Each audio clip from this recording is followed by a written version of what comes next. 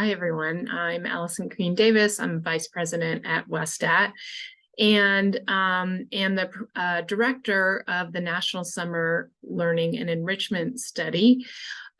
This study, just to give you a little bit of context, occurred during a certain period of time. It occurred in 2021, which feels far away at this point, but I want to really kind of elevate the importance of that particular moment in time. If we go back, that was when schools had been opening up. It was really looked like it was one of the first opportunities when kids could actually physically be in person. In many different places throughout the country, there was a real call to action that came out from the Department of Education and the White House to elevate summer as a critical mechanism to launch the learning recovery period. There was a real awareness that a lot of learning opportunities have been lost during the pandemic, and that there was a real sense of urgency beginning to address it at mass. And coupled with this call to action, again, as Lexi indicated, were these incredible funds that were going out to states and then to LEAs and districts to support learning recovery in general. And some of that money was earmarked specifically for out-of-school time, including after-school programs and summer. So I say that because this study was really inspired by the idea of looking at how something like summer, which has been studied for over a decade, and we have evidence that it has positive impacts, especially over time, on student academic outcomes and social emotional outcomes.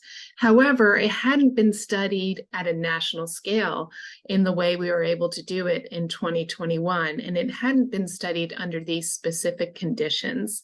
And we also knew there were some new sort of features of how summer would look, especially because we knew that states were being really enlisted in the summer effort and asked to take a role, and also were given funding to play a role. So all of this provided a very unique context that inspired this study.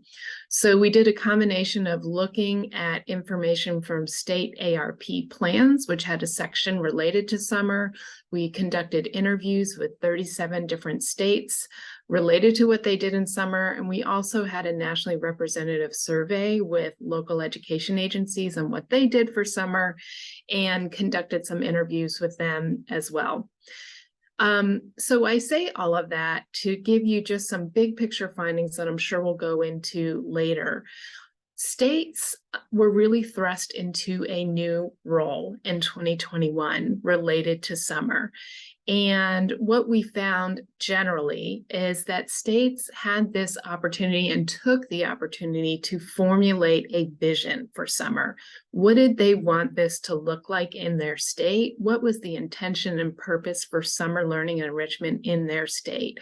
Sometimes they borrowed from prior initiatives they had been launching, maybe related to summer, but often more related to out-of-school time. They also pulled from looking at the data from their students. What were the needs throughout the state for students? What was the evidence base related to summer that they knew at that time? And how did that need to shape what the different choices they wanted to make? What we found is that states used 4 different levers for shaping summer in their state and shaping the work, in some cases, of the local education agencies.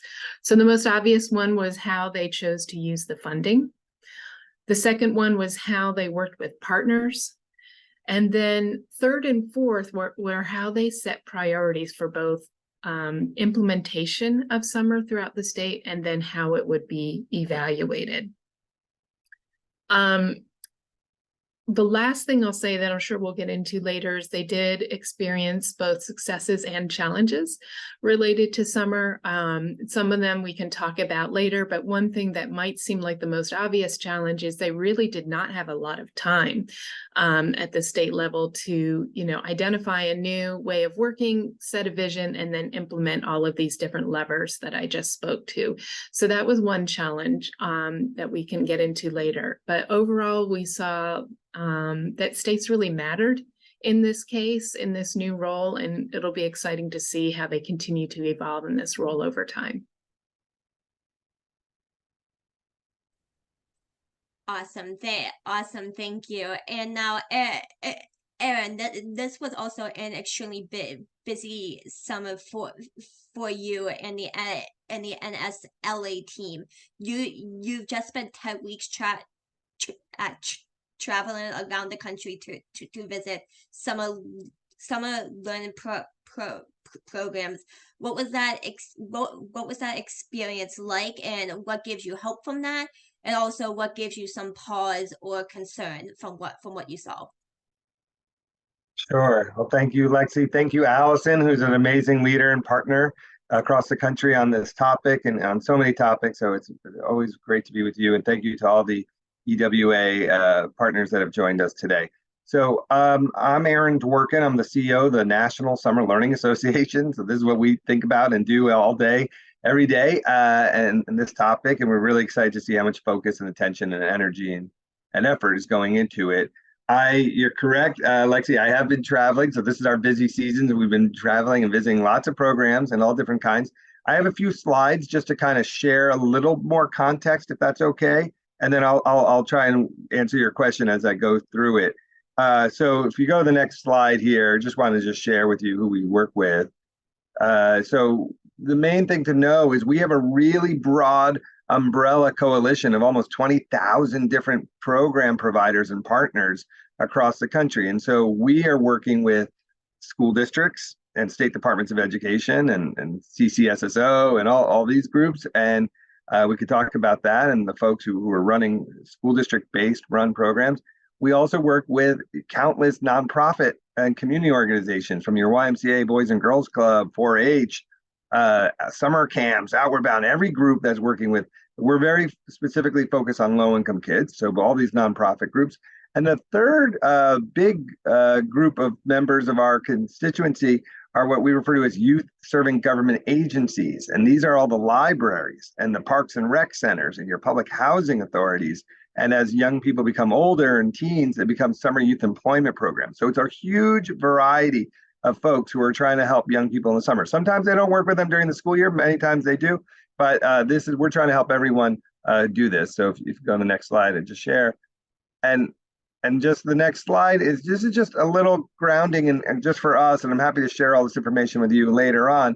But just, and I won't go through it line by line, but just basically, we make a distinction between historical, traditional models of summer school and a difference with summer learning. And one way I like to explain it to my friends, Allison's heard me say this a few times, is if you take the best of the academic goals of a summer school program, math, reading, STEM, and you combine it with the best of the goals of a summer camp experience, leadership building and personal development, physical activity, hands-on learning, community building. If you combine summer camp and summer school, you end up with summer learning. And so I won't belabor this line, but just know historically people have felt summer school was a punishment and remedial and not too exciting, and not too many kids wanted to go, not too many staff wanted to go, not too many parents wanted to send their kids. And we've tried to kind of rebrand it, reorient, and reimagine what a summer learning experience can be.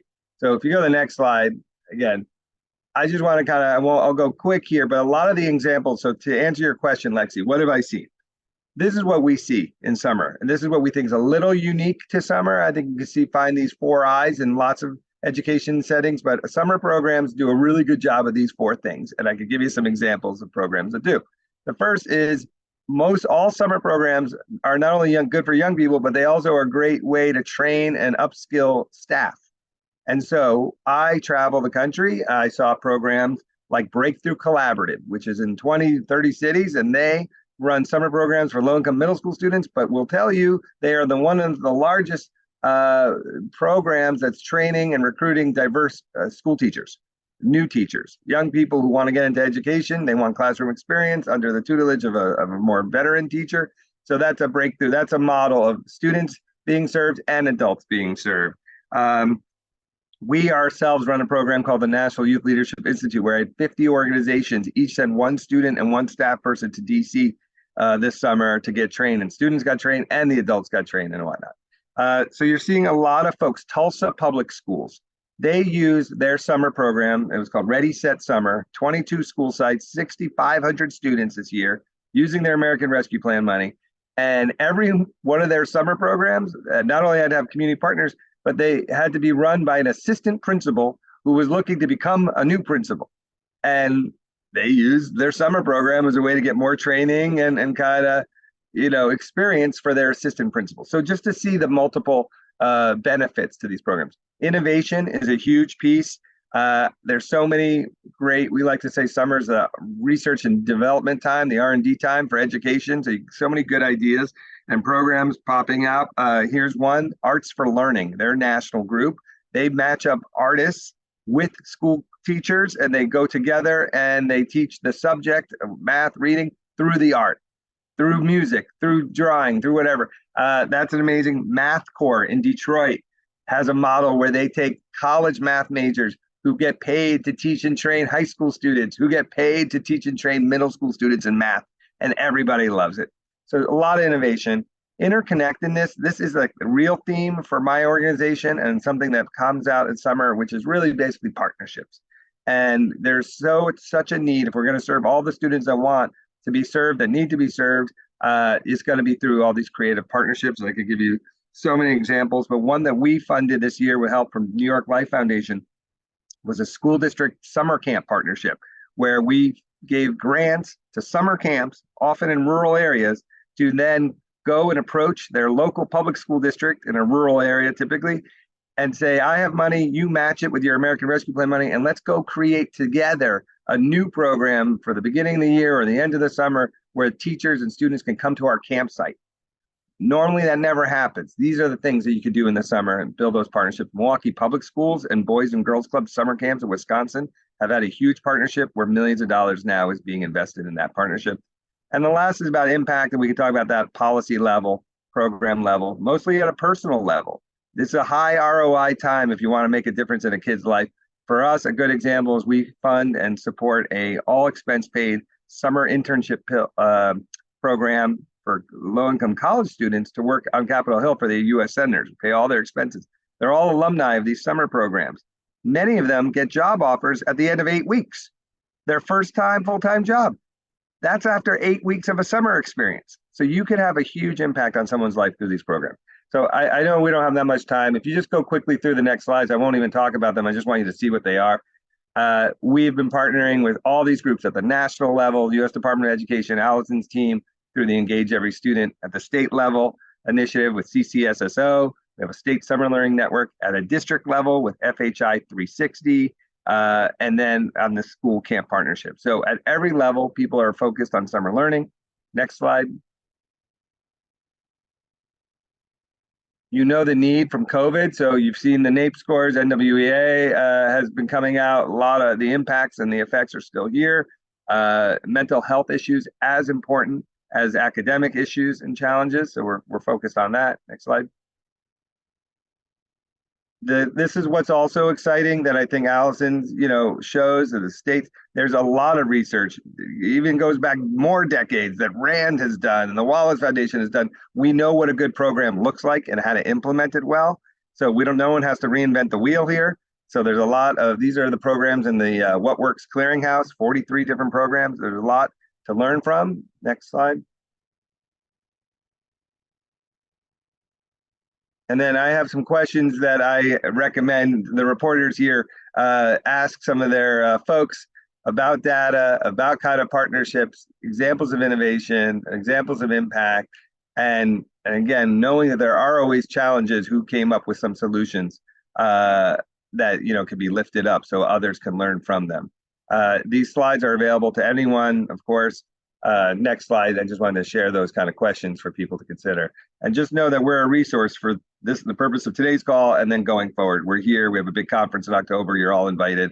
I hope Allison will be there. And then we'll have a lot of other partners. We're going to have 1,000 people, including the Secretary of Education and maybe the Surgeon General, all these people who now are really focused on this topic. So thank you for letting me go through all that, but happy to share any examples you want. Awesome. Thank you. So now we're gonna kind of switch a bit. So we've been you guys talked a lot about all the funding that came in. There was more than $1 billion from the American Rescue Plan. Has this money went towards some learning to help kids catch up academically, but have these investments really moved the needle on academic recovery? Has there been some progress, maybe not as much as we would like, or how has that progress looked? And that's for either of you, whoever wants to take that question. Go ahead, Allison. Yeah. I'm happy to start, and I'm sure Aaron can wrap around this a little bit. So a couple things I'd say, based on the most sort of seminal research that we have on quality summer programs, knowing that they have certain design elements that relate to academics and enrichment, and that they have certain time elements. There's a certain amount of dosage, as we say, which sounds kind of clinical, but it's basically how much time are these programs offered. This is the research that actually, if folks have the slide deck from the report that we publish, it's on slide 8, where we cite those 2 seminal studies in 2018 and 2020. What those studies say is we know that summer has a positive impact on students academically and social emotionally. We also know it takes time, and it's detectable after cumulative summers.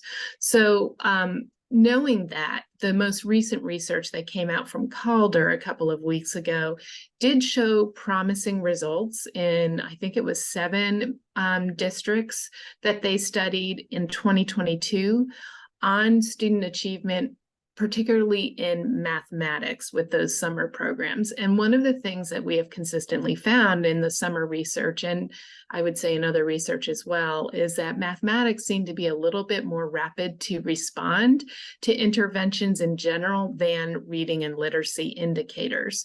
Those seem to take more time to move the needle on. So that research from Calder did show an impact on mathematics, not on literacy. That does not surprise me, because it does take time.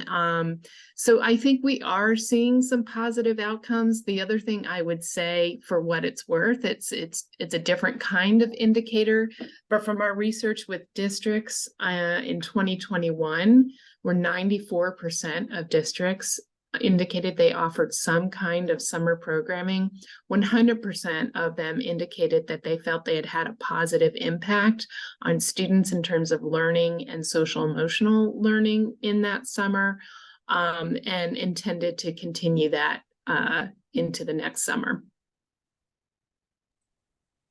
Awesome. And then, oh, sorry, and you can go. No, I'll just be quick. Is that okay if I add just real fast? Yep.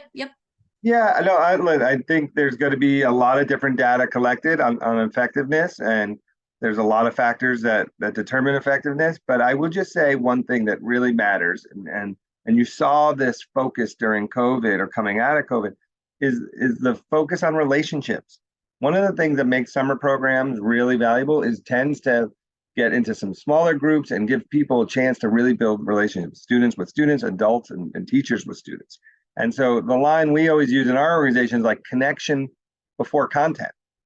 It's very hard to get to all these academic goals, which we all care about, if you can't build a real great connection with folks. And think that the most effective programs do that well. The thing that cuts across, we give out national awards every year for the last 30 years. We almost have 75 award-winning programs that are great models. Any of the reporters can find. They're on our website. and I can share the list, but whatever the topic is, the thing that all these programs have in common is they would tell you their special sauce is that they build a great sense of community where everyone really cares, whether they have big budgets, small budgets, nice facilities, horrible facilities.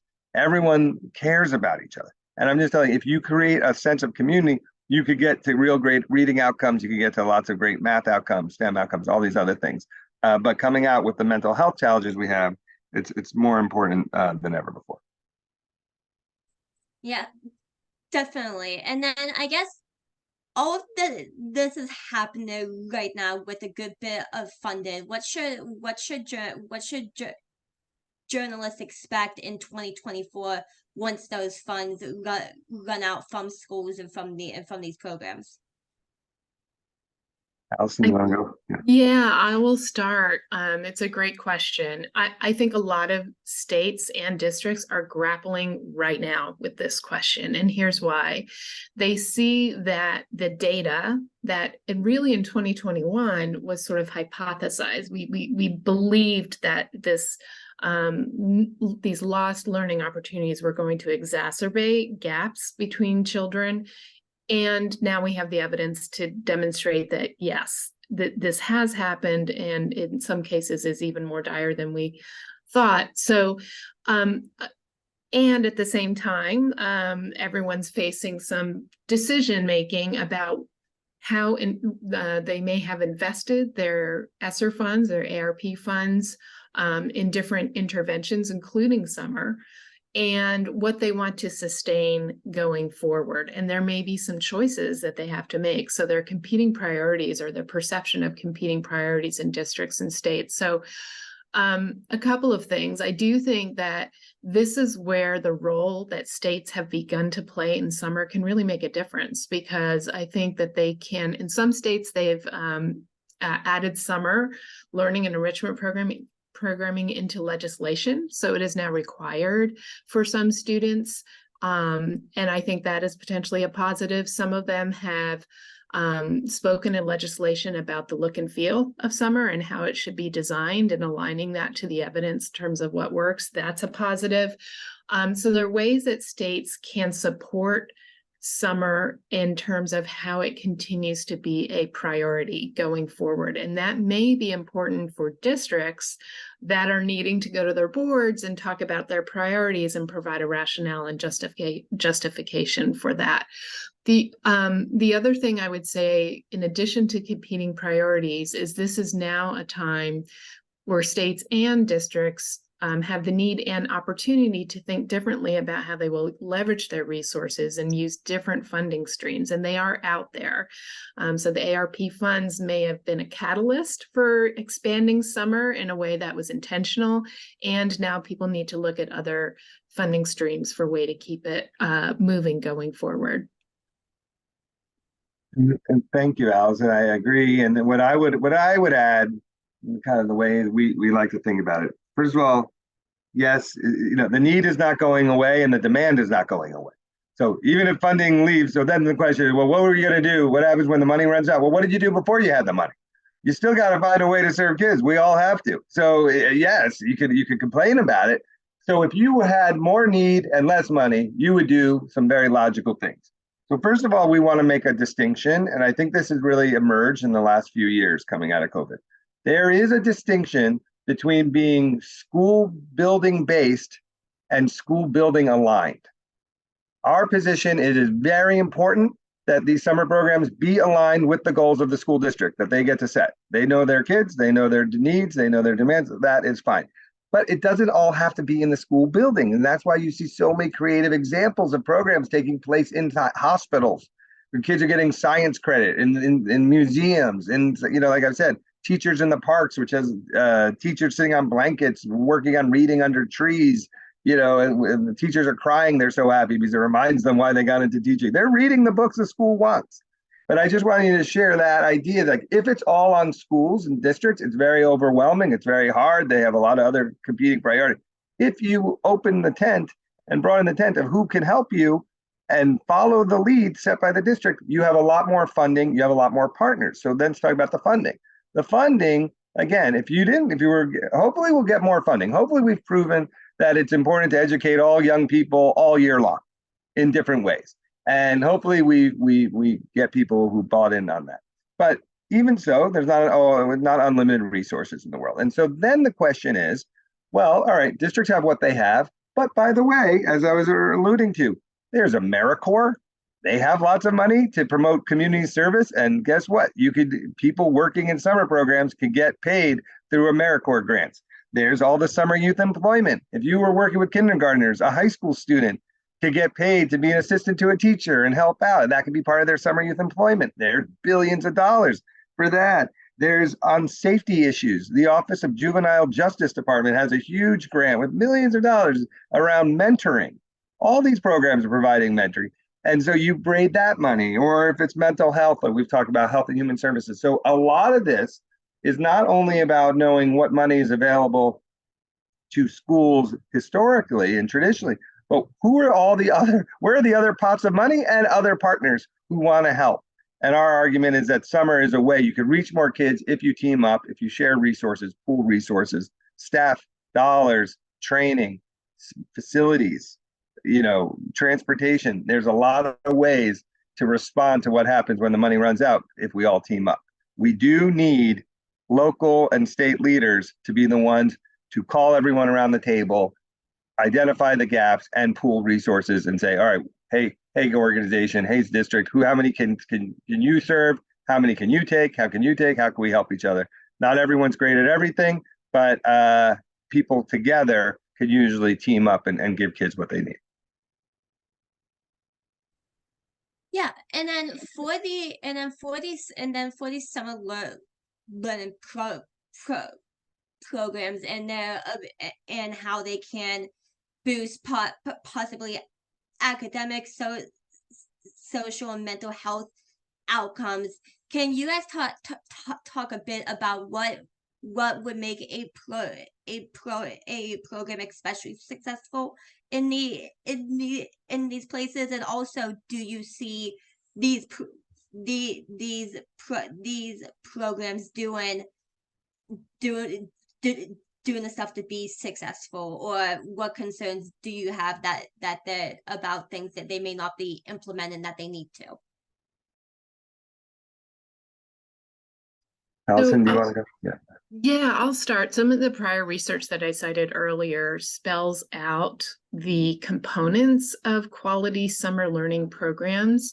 And I'll just say broadly what those are, and then folks can go into the research if they want to look at all of the specifics. But it includes the kind of programming, and it's a combination of academic programming and enrichment programming, which is enrichment being a broad category that can relate to many of the examples that Erin provided before, everything from arts and STEM learning and sports and other kinds of community-based activities. So having a combination of those two is really important. Having a certain amount of time offered in the programs, where I think it's between 4 and 6 weeks, and I think the minimum is 21 days that students attend to really see the benefits. I'm doing that from the top of my memory, so I may not be perfectly accurate on that. The use of certified teachers, the integration with partners. So there are a number of elements that are sort of design elements for quality summer programs.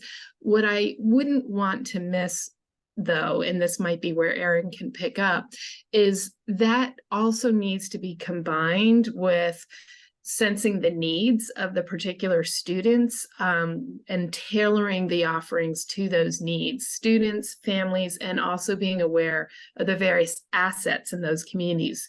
Who are the partners that can contribute to this?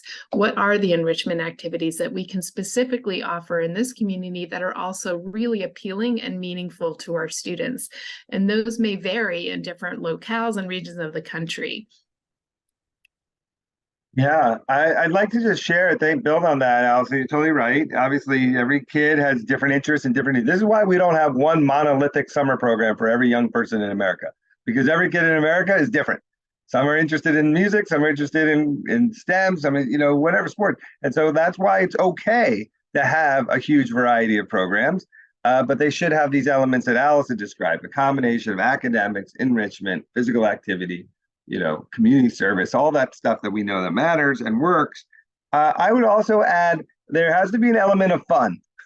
And we were talking about, whenever we talk about data and measuring effectiveness, I always have a line that I say, like, you want to know the best data question you need to ask? Are you visiting a program that might be free of charge for the people in it, but is it a program that you yourself would pay money to put your own children in? And if the answer is no, then that program is not good enough. It's not good enough for your kids. It's not good enough for anyone's kids. And I just think that sometimes we have a mismatched level of expectation of what some kids should be able to get. I'm not saying everything has to be the Taj Mahal, but we do need to have a level of kind of, of seriousness and opportunity. And then, so the other thing here is about fun. If you want young people to take ownership of their own learning, like, you got to make it enjoyable. The difference between kids and adults in learning is that adults can fake being interested, and we can smile and we can nod and we can like pretend like we're following along. Kids can't. They're gonna get antsy. They're gonna be great, and you got to make it enjoyable. That's why they got to move. There's got to be experiential learning and hands-on learning, and how does it connect to the real world? And I know as adults, we just want to get them into this, but like, we have to have creative ways of making learning fun. Second City Improv Comedy. I don't know if you ever heard of this group, but it's produced every actor who ever went on Saturday Night Live. They started out as an education organization, and they still have improv comedy for teachers. So I'm just saying that you could do all our goals, serious goals, in fun ways, and we see a lot of that. Another huge resource for our entire field in this topic in our country are all the investments that have been made to create what we call intermediary organizations, both at the state level.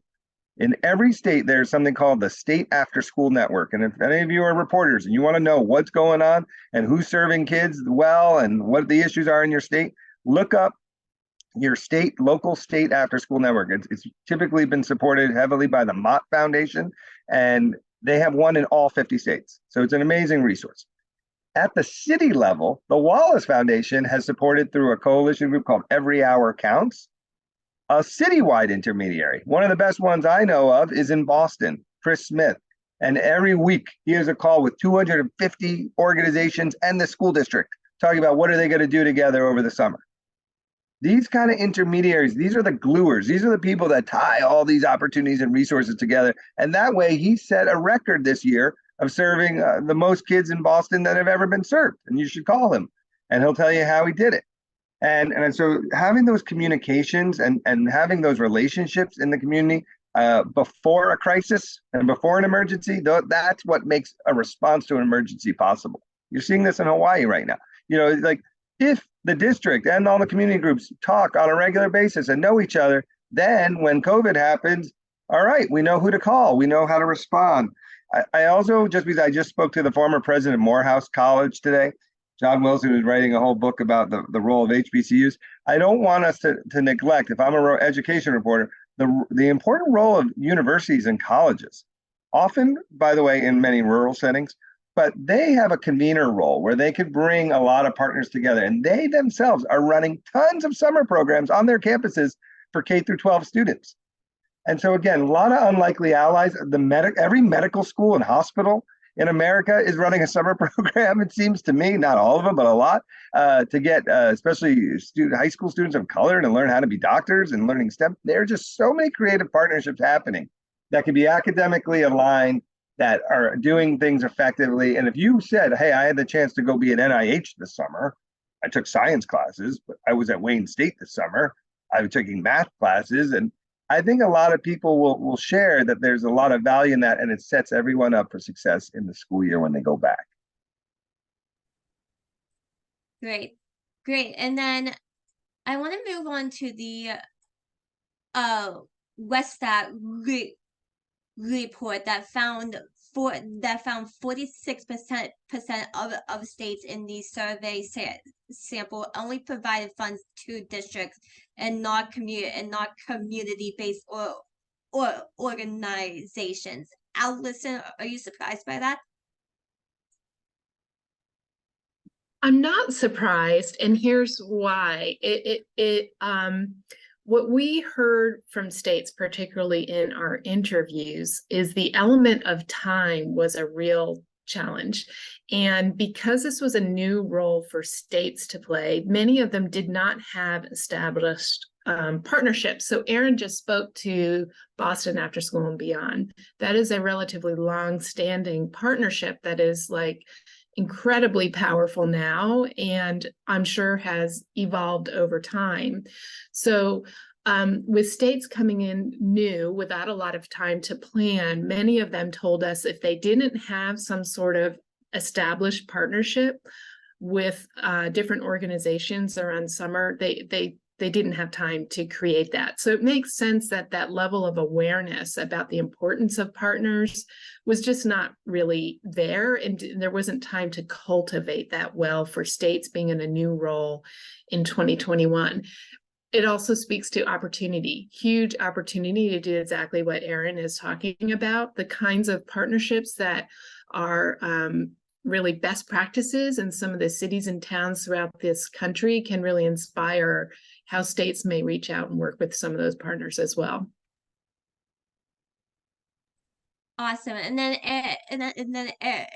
Erin, how does that compare to what we know about evidence-based best practices? And can you share an example of a great partnership? Yeah, well, I think we're saying partnership's the key. This is the key. We have actually, in my opinion is we actually have a lot of people and a lot of resources, almost all the resources we need to serve every kid who needs them, if we can align them. Of course, we could all use more money. We could use more, more stuff, but and I won't stop advocating for it. But we have so many people. I was just at the School Guidance Counselor Association conference, 5,000 school guidance counselors. I was just at the National State Legislature Conference, thousands of legislators and their team. It just goes on. The Library Association, 40,000 people go to the American Library. They know how to teach reading. They want to be put to work. They want to be helpful. So, the partnerships are there. Again, we have a lot of resources. Normally, we don't have the money. This time we have the money. It goes for another year. So I think there's a sense of urgency to get this right. I just think one thing that mattered, and I saw this in one of the questions here, is about awareness of the programs. I think there are a lot of creative strategies we've seen. Oakland Public Schools worked with a great group called In Play, where they would text families in their native language the application for the summer program. Sometimes some of the basic info already enrolled, and just let them know. And you got to reach people the way they need to be reached. And not, I wouldn't say districts and nonprofits are always so great at it. We were able to get millions of dollars donated in free advertising this year for a national campaign called discoversummer.org, which anyone, if you put that in the chat, anyone could go to. We listed 60,000 programs, and you type in your zip code and you can find programs. It was geared towards parents in Spanish, and it was in English, and it was billboards, and it was radio ads. We did that because everybody was spending a lot of time creating programs, and then we said, wait, who's going to tell anyone about them? So they sign up. So somebody's got to think about that. And all of this kind of comes back down to a mantra we have, which says summer starts in September. If you want to have a good summer program, you can't just start thinking about it in March and April and say, oh, I have a little leftover money. Quick, who wants to high work? That's never going to be great.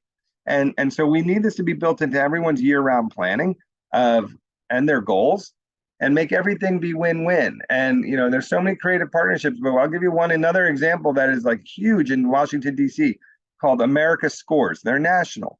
They are a soccer and a poetry program.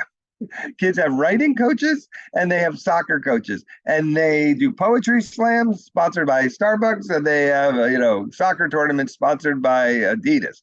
And this summer, in honor of the World Cup, I watched them, and they had a whole camp, get staff from the Embassy of Australia and the Embassy of New Zealand, where the World Cup was happening, and those people came and they did a whole poetry reading, and then they played soccer together. I mean, this was an amazing summer learning experience these students had that they wouldn't have otherwise. And if you pull on the resources you have in your community, of which there are many, and every community is unique and has unique resources, and often too, we don't ask people who want to get involved and who want to be helpful. And so again, we have lots of examples of great creative partnerships.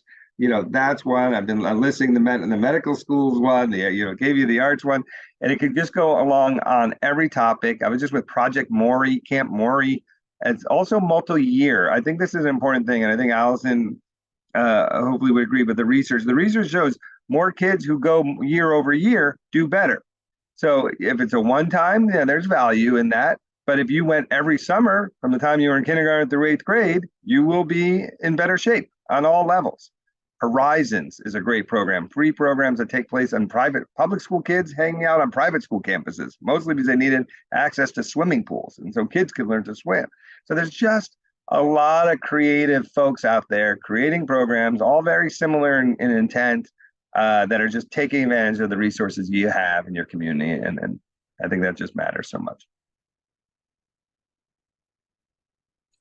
Awesome. Okay, I think we're going to do one more quick question from me here. So if one of you could answer this relatively quickly. So what kinds of data from these summer learning programs should reporters look for beyond just enrollment and attendance data? I'll start. I think for me, I have begun to lean on what I'm calling the 3 Ds. So one is design. So in beyond looking at the outcomes, understanding what was the design of that program, because we know there are different elements of design that seem to matter in relationship to quality and getting outcomes. So getting data, like descriptive information about the design of the programs, is important. The second D, I would say, is dosage. So we talked about attendance, how many students enrolled, how many students attended. The dosage questions gets at a more granular indicator of what's happening during the day. If they attend, what are they getting during the day? How much time relates to academics? How much time relates to enrichment? And what's the quality of that programming during the day? And then the last D, I would say, is development, really looking at growth over time, including academic growth. I totally agree that the research that Erin is referencing is that it's cumulative. So it's year over year over year that you can really see those changes become more stark. Social growth, emotional growth, happiness, all of the different indicators that matter to a program are things that they can look at changing and developing over time. So those 3 Ds are categories I would recommend. Look, I love that, and I always love a good alliteration, Allison. So thank you for that. I totally agree. I'll just again, to keep it quick, I think people, if I'm a reporter, you should ask still about participation data year over year, and also what's the denominator? How many low-income students are in this state or in this community or in this district? How many of them are qualified for free reduced lunch or however they define it? And how many were served in 2023? And is that more than how many were served in 2022? And how many do you want to serve in 2024? I think those are fair questions, and people need to have numbers and goals around that. I also just think about partnerships. When going back to Tulsa, they were telling me they had 40 community partners coming into the schools, the zoo, the aquarium, the planetarium. I mean, all these groups that were coming in. So you should ask the district, hey, you're running a summer program this summer? How many community partner groups do you have helping out? And then, I think the last thing might be about locations. Do you have any examples of summer programs where your teachers are working in other settings? Can you give me an example? Where are the students meeting? And then how many kind of older students are helping out the younger students? I mean, you could get some numbers around this. Or another question is, how many different sources of funding are you using to support this program? Because that'll kind of get at the question about partnerships and kind of creative rating of resources. Awesome, thank you. So now we're gonna get into the Q&A part of it. The first question came from Joe Barche from the Hettinger report. Allison, I know you already answered this one in the chat, but Erin, if you have anything to add, Joe said some people had a more negative take on the Calder summer school study. Um, and one of the big problems she points out is just not enough families signed up, and these programs are kind of selling it as a fun summer camp instead of something that a kid really needs because they may be a whole grade level behind. Do you think schools just aren't marketing these programs properly, or what should they be doing better? Allison, do you want to chime in, or is that geared towards me? I think that Lexi directed that one to you. Yeah, I think we've touched on this. I think, look, it's not either or. It's not binary. It's not, we can't have, when I say summer camp, it can't be all about kickball and s'mores and campfires, which is good stuff, and no math and reading and STEM. And it can't only be math and reading and STEM and nothing, music and art and sports. So we need to combine. I think we need to make these programs attractive. Changing up the location is one of them. And not just for students, by the way. When you talk to Matthew Hathaway, who is a principal at Teachers in the Parks in Reading, Pennsylvania, and he has a huge waiting list of teachers who want to work in his summer program. People say, how come? And he would say, well, if you don't ask teachers in the summer to be in their same classroom, you don't ask them to work the whole day, they want to work half the day, and don't ask them to be on Zoom like we used to, they are very happy to do this. And I just think there are creative ways like Allison's D in design and understanding the needs of all your stakeholders. And I think if you do it well, it'll work. And a lot of people have done it well. So school districts who have not done this for a long time don't have to totally reinvent the wheel. You got your YMCA, you got your Boys and Girls Club, you got your summer camp. They are all willing to roll up their sleeves and help people. They have kids, they know how to get them, they talk to families, and they know how to reach them in the summer. They can be very much more helpful and drive attendance. I will just add really quickly that I believe the Wallace Foundation in their Knowledge Center has a communications toolkit related to summer, because they actually had the experience with their research of supporting communications in different districts to ensure that they could get enrollment and attendance. And they have a lot of lessons learned and best practices, because I think one of the challenges, we can't assume that just because people are communicating that they maybe are doing it in an effective way. And so we have some evidence about the way to do that effectively. I'll see if I can find the link to that. I've heard this example. We're living in 2023. If you want to sign up in many places, not all, in many places, if you want to sign up for an after school or summer program, you have to park your car at your kid's school, if you have a car, walk into the principal's office, get a piece of paper still, fill it out, and come back. That is a very arduous process in 2023. That is not necessary. So, streamlining this, tying it in with things, with surveys that are already going out and communications are going out, leaning on our friends, like I said, our school guidance counselors, our other, there's pediatricians who are able to help sign people up. Talk to Nemours Children's Hospital, Johns Hopkins. There used to be, I had the friend who ran this Fresh Air Fund. She said a kid once came to the Fresh Air Fund and said, my doctor prescribed me to come to this summer program for my health. And I went to my doctor's office, and one of the things they told me to do is go sign up for a summer program, because then they knew that I'd be eating well and getting, physical activity. So there's a lot of different people that can help, that are talking to the families we all want to reach, and might have more influence than some of us, and can really help. Awesome. And then Jill also had a follow-up question here on kind of the fun issue and the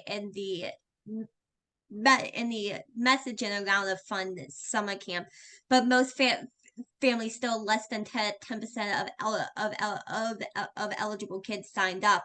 Her question is the problem in many districts that the programs just aren't actually fun, or are families not told how behind their kids are and how much they need this summer school? I'll just say, fun is a personal definition. So nobody, I'm not in a position to just say what is fun for anyone else, but I think so. but we do want it to be enjoyable. I think we know what kids enjoy. Kids know what they enjoy. So it's the number one, almost biggest priority in the out of school time field right now, and we haven't talked about it till right now with your question, is student voice. Let students tell you what they want. Do any of us know what activities a 12-year-old wants to do? Maybe not so much. Do 12-year-olds know what they want to do? Yes. And then it's our job to kind of, figure it out and weave it in and then tie in the academic goals and whatnot. So I just think you're seeing many student advisory boards created right now. You see high school near peer students. This is a huge strategy. Again, like I keep saying, the high school students helping with the middle school helping the elementary.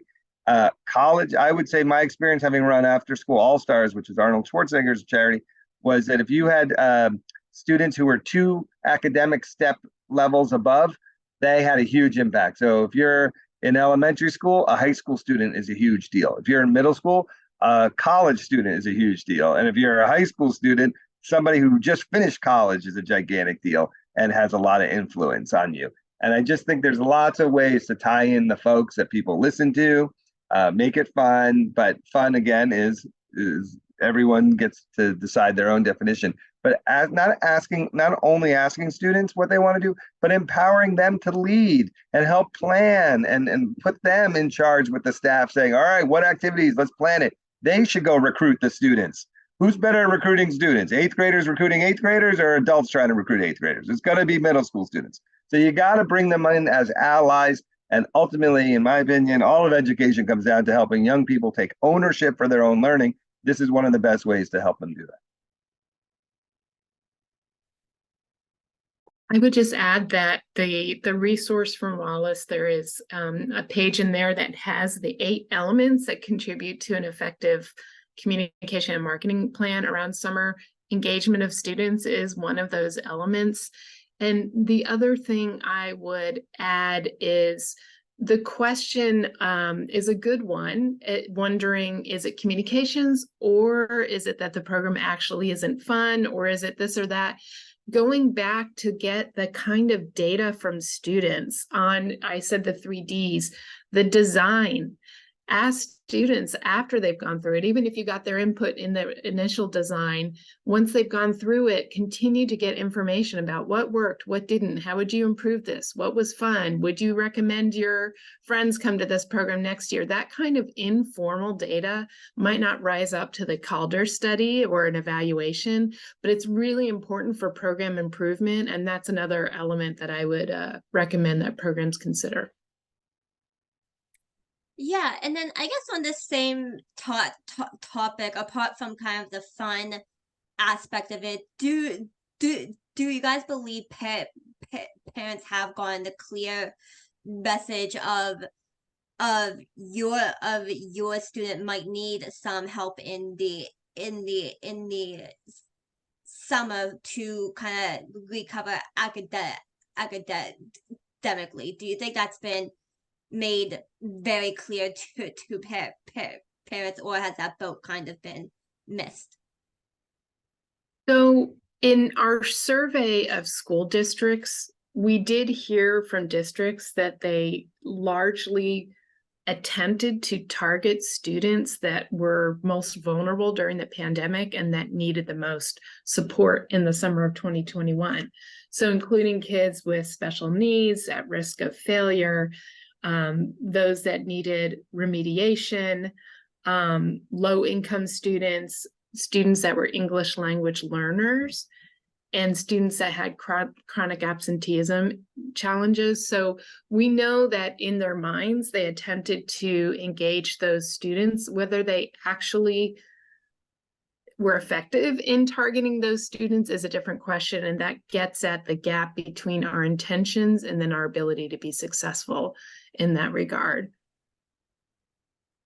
I'll just add, our partners at Learning Heroes have have worked very hard to raise awareness around families, especially about what students need and asking those questions. They've spent a lot of money on marketing efforts and outreach. We've tried to support them. So I think a lot of people are focused on this. I think, again, this is a very localized issue. I think schools struggle to work with parents, but I think a lot of parents want to be involved and engaged. Everybody wants the best opportunities for their kids or for guardians. So I think there's more ways. If I was having a parent teacher conference, it would be nice if one of the questions said, "Hey, what are your plans for the summer?" And and do you need more resources or ideas? I don't know that comes up. And it would be nice in the fall to say, "Hey, where were you just last summer? What did you work on? And what did you learn? And how do we build on that?" We don't do, kids are getting great opportunities in lots of places. We don't always align it. And I think more people want to. I just also want to emphasize not having a weird binary choice set up. I think it's like a false choice. A lot of times I get called by reporters say, "What do kids need more help? Mental health support or academic support?" And it's both. They need both. What do your own children need? They need both. It's like we can't just kind of be like, "Oh, it's time now. We're gonna do math. We're not gonna worry about that's not how life works. We just got to be really fully holistic and integrated. And if you're good at math, that's great. Don't pretend that you're great at doing arts. If you're great at arts, don't pretend you're great at reading. And if you're good at mental health, support. And there's so many resources on all these topics, and kids need all of them, and programs need all of them. So you got to type them together. And I just want to also add that there's a lot of things you could do in the summer that you don't have time to do during the year, including field trips that make things fun. And it doesn't have to be so fancy. I will just share, because you're education reporters, I will just share this example. I don't know how many of you are aware, but do you know that the New York Times newspaper is running summer learning programs right now? I don't know if you see these ads called the School of the New York Times. Now, it's a for-profit venture. Maybe they have some scholarships for some students, but basically, from what I understand, is for $6,000, you could send your middle school student to New York City. They could live in NYU dorms, and they could shadow education reporter, sports reporter, music reporter, and learn and practice writing and learn how to be a journalist. That is summer learning. Now, it doesn't have to be such a fancy program design, but there's a newspaper in every community, hopefully, and these are the kinds of partners that could create similar experiences. What prevents it? Why should only the most affluent kids get a chance to do something like that? Why couldn't that be happening in all different communities? So I just share that there's a lot that's happening in a lot of other places, sometimes in a for-profit way, sometimes in a high-cost way, that could be modified and give great experiences to more kids who couldn't access those experiences. Awesome. Well, thank you guys so much. I think that's all the time we have now. So I would like to thank our guest again, Allison Crean Davis, and Aaron Dworkin again for joining us. And finally, I would like to thank today's attendees and EWA members for engaging with us on this. Okay. Just to remind you guys, there is a link to an evaluation survey in the chat. Please complete that. The EWA would really like to hear your feedback. And if you enjoyed today's webinar and want to learn more about upcoming ones, visit ewa.org or sign up for the EWA today newsletter, and then you'll be the first to hear. And thank you guys again for joining us today. Thanks for having me. Good to see you, Aaron. Likewise. Thanks, everyone. Thank you. Bye-bye.